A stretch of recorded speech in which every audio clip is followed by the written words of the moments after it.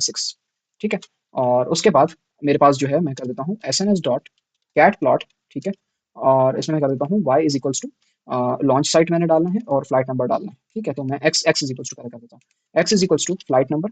ठीक है, ठीक है, तो मैं इसमें क्या करता हूँ, फ्लाइट नंबर डाल देता हूँ और y के अंदर मैं अपने पास लॉन्च साइट डाल देता हूँ। ठीक है, और कलर के लिए मैं रख देता हूँ अपना क्लास का कॉलम। ठीक है, डेटा कहाँ से आएगा, डेटा आएगा डीएफ से, मैंने लोड करके रखा हुआ है। और काइंड मेरे पास कौन सा है, काइंड में मैं कर देता हूँ स्वाप। ठीक है, सो लेबलिंग नहीं करते, इतना खास हमें ज़रूरत नहीं है, जस्ट हम plt डॉट शो कर देते हैं तो हमें आइडिया लग जाएगा। ठीक है, तो उसको मैं रन करता हूँ।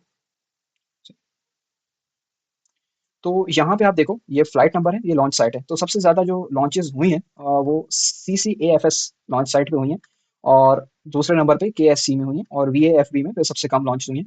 और अगर आप देखो तो फ्लाइट नंबर जैसे जैसे बढ़ रहा है तो ये येलो डॉट्स का रेशियो भी बढ़ता जा रहा है उस एरिया में, इस रीजन में। देखें ना आप तीनों साइड पे देखें तो येलो डॉट्स का रीजन बढ़ता जा रहा है जैसे ही फ्लाइट नंबर इंक्रीज हो रहा है। और एक और चीज़ ये है कि जिसमें CCAFS में सबसे ज़्यादा लॉन्चेस भी हुई हैं और सबसे ज़्यादा सक्सेस रेशियो भी वहाँ पे है, क्योंकि ज़्यादा नंबर ऑफ येलो डॉट्स वहीं पे नजर आ रहे होंगे आपको। ठीक है, और अगर देखा जाए कि मतलब एक वेरिएबल के अंदर सक्सेस सबसे ज्यादा कहाँ पे, तो KSC में सबसे ज्यादा वेरिएबल वाइज देखा जाए तो वो यही है, क्योंकि आप यहाँ पे देखें तो सिर्फ 5 ब्लू डॉट्स हैं, मतलब अनसक्सेस है, बाकी सारा सक्सेसफुल है। तो परसेंटेज वाइज यहाँ पे ज्यादा है, पर अगर ओवरऑल देखा जाए तो सबसे ज्यादा सक्सेसफुल लॉन्चेस जो है काउंट के हिसाब से तो वो CCAFS में हुई है। ठीक है, आगे चलते हैं। अब हमें क्या करना है, पेलोड मास और लॉन्च साइट के बीच में रिलेशनशिप को विजुअलाइज करना है। ठीक है, सो इसको विजुअलाइज करके देखते हैं। इसमें मैं क्या कर लेता हूँ, मैं वही चीज ऊपर से कॉपी कर लेता हूँ पहले। ठीक है, उम, इसी चीज को कॉपी कर लेते हैं। जस्ट हमें यहाँ पे कॉलम चेंज करना है, इस बार हम पेलोड मास कर देंगे। ठीक है, तो पेलोड मास कर देता हूँ। ठीक है, तो अब आप देखो तो पेलोड मास जिस जिस तरह से बढ़ रहा है तो येलो लाइन भी बढ़ रही। आप यहाँ पे देखो तो पेलोड मास और इसका भी रिलेशन काइंड ऑफ इसी तरह से, और सबसे ज्यादा लॉन्चेस जो हुई हैं वो CCAFS में ही हुई हैं। ठीक है, और सक्सेस रेशियो भी मतलब अगर रेशियो देखा जाए तो KSC में है, और वैसे अगर काउंट के हिसाब से देखा जाए सबसे ज्यादा सक्सेसफुल रेट CCAFS में है। ये भी काइंड ऑफ लीनियर ही है, जैसे पेलोड मास बढ़ रहा है तो सक्सेस बढ़ता जा रहा है। ठीक है, रिलेशन जो है वो लीनियर है। अब हम क्या कर सकते हैं, ऑर्बिट को सक्सेस के हिसाब से बार प्लॉट करके देखते हैं ऑर्बिट को। ठीक है, तो मुझे क्या करना पड़ेगा, पहले सक्सेस रेट के नाम से एक वेरिएबल बनाना पड़ेगा, और उसमें मैं क्या करूंगा, मैं DF में जाऊंगा, ऑर्बिट के कॉलम में जाऊंगा, सॉरी डॉट ग्रुप बाय लगाना पड़ेगा मुझे पहले। ठीक है, मैं हर ऑर्बिट के अंदर टोटल देख लूंगा कि क्लास का मीन कितना है। ठीक है, तो मैं लिखूंगा ऑर्बिट के कॉलम में मुझे जाना है। ठीक है, मैं उसके हिसाब से ग्रुप बाय करूंगा, और मैं किस चीज को पिक करूंगा, क्लास को पिक करूंगा। क्लास के अंदर क्या है, दो चीजें 0 और 1, मैं उसका मीन निकाल दूंगा। तो मुझे एक परसेंटेज मिल जाएगी कि जैसे ऑर्बिट है जीईओ में क्लास की टोटल काउंट कितनी है, जैसे 10 है, मतलब 10 क्लासेस हैं जीईओ ऑर्बिट में। तो जीईओ ऑर्बिट में 10 क्लासेस हैं, उनमें से 7 जो है 1 है, 3 0 है। तो मुझे जो परसेंटेज वाइज रेशियो मिलेगा वो 0.7 मिलेगा। इस तरह से मैं इसको कुछ करूंगा। ठीक है, अब मुझे क्या करना है, PLT डॉट फिगर करना है इसी तरह से सेम, और SNS डॉट बार प्लॉट में मैं इंडेक्स अपना डाल दूंगा और वैल्यूज डाल दूंगा वाई में। इसको मैं रन करता हूँ अगर, तो आप यहाँ पे देखो तो सबसे ज्यादा जो सक्सेस रेट है वो आपको दिखेगा HEO, GEO और ESL1 और SSO में, और सबसे कम जो सक्सेस है वो कौन से ऑर्बिट में, GTO में। ठीक है, तो ये चीज आपको होप सो समझ आ जाए। ठीक है, और एसओ के अंदर कोई सक्सेस रेट या कुछ भी नहीं है। ठीक है, वो जस्ट एक ऑर्बिट है, उस ऑर्बिट की जिक्र है, बट उस ऑर्बिट के ऊपर कोई सक्सेस का वैल्यू नहीं है, मतलब क्लास की कोई वैल्यू नहीं है। ठीक, अब हम क्या करेंगे, अब हमें क्या करना है कि फ्लाइट नंबर और ऑर्बिट टाइप का रिलेशन चेक करना है। ठीक है, तो इसके लिए मैं क्या करूंगा, PLT डॉट फिगर लिखूंगा। ठीक है, और फिक्स साइज वही 10,6 रखते हैं। कैट प्लॉट में मैं फ्लाइट नंबर डाल दूंगा। ठीक है, और वाई में ऑर्बिट डाल दूंगा, कलर मेरा वही रहेगा। इसको मैं रन करता हूँ और इसी को मैं कॉपी कर लेता हूँ। ठीक है, अब आप यहाँ पे देखो, यहाँ पे तो कुछ इस तरह से रिलेशन बन रहा है। ये रिलेशन भी यही है कि फ्लाइट नंबर जब बढ़ रहा है तो येलो डॉट्स बढ़ रहे हैं, और सबसे ज्यादा जो सक्सेस है वो VLEO के ऑर्बिट में रेशियो के हिसाब से। ठीक है, तो ये चीज आपको आई होप सो समझ आ जाए। ठीक है, उसके बाद अब हमारे पास पेलोड मास और ऑर्बिट टाइप का कॉलम है। ठीक है, तो अब हमें क्या करना है, मैं फ्लाइट नंबर को अब चेंज करके पेलोड मास को देखूंगा कि पेलोड मास का ऑर्बिट के साथ क्या रिलेशन है। ठीक है, तो इसको रन करते हैं। सो यहाँ पे अगर आप देखो तो मेरा जो पेलोड मास है वो बढ़ रहा है, और पेलोड मास के हिसाब से यहाँ पे देखो तो ये कुछ अजीब सा ही मतलब के प्लॉट बन रहे हैं, मतलब इतना इसमें इंसाइट्स नहीं।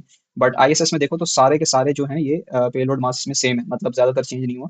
ISS के ऑर्बिट में जो पेलोड मास रहा है वो 2000 kg रहा है, और VLEO के अंदर वेरी लो अर्थ ऑर्बिट में 16,000 kg तक पेलोड मास रहा है ज्यादातर, और GTO के अंदर हमारे पास 2000 से लेकर 6000 के बीच में पेलोड मास रहा है।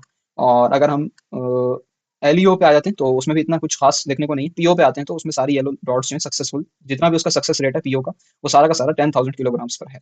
ठीक है, तो ये चीज़ है। अब हम क्या कर सकते हैं, इसको लॉन्च सक्सेस हम ईयर ट्रेंड के हिसाब से देख सकते हैं। तो ईयर के हिसाब से अगर मुझे लॉन्च सक्सेस देखना है तो मुझे पहले इसको ईयर में कन्वर्ट करना पड़ेगा। मैं एक एक्स नाम का वेरिएबल बनाता हूँ और मैं लिखता हूँ P D dot to date time. ठीक है, और इसमें मैं अपना डी एफ डेट का कॉलम डाल दूंगा और मैं इसमें से ईयर एक्सट्रैक्ट कर लूंगा। ठीक है, तो मैं एक न्यू कॉलम बना देता हूँ, D F year is equals to x dot D T dot year. ठीक है, ईयर मेरे पास आ जाएगा, फिर मैं इसको प्लॉट कर दूंगा। तो P L T dot figure fix size और लाइन प्लॉट मुझे बनाना पड़ेगा ईयर के हिसाब से, और क्लास में सक्सेस रेट रखूंगा। ठीक है, सक्सेस रखूंगा क्लास।